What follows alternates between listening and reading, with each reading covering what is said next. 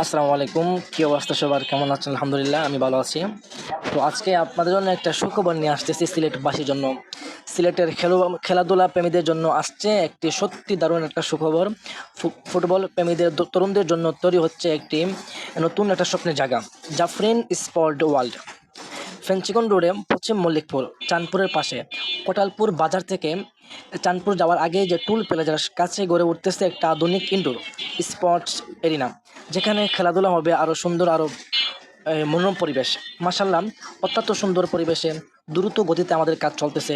খেলোয়াড়দের আরাম ও সুবিধার কথা চিন্তা করে এখানে রাখা হচ্ছে 2টি ওয়াশরুম এবং আলাদা গোসলখানা ব্যবস্থা আছে, যাতে খেলাধুলার পর সবাই যেন ফ্রেশ হতে পারেন।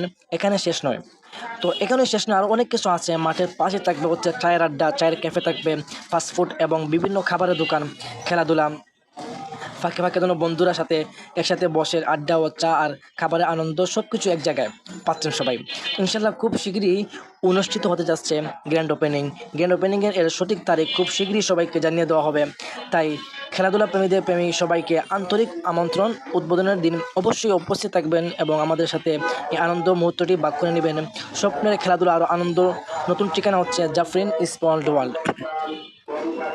ইনশাল্লাহ সবাই আসবেন, সবাই এই আমাদের জাফরিন স্পোর্ট ওয়ার্ল্ডটাকে ভিজিট করবেন, দেখবেন।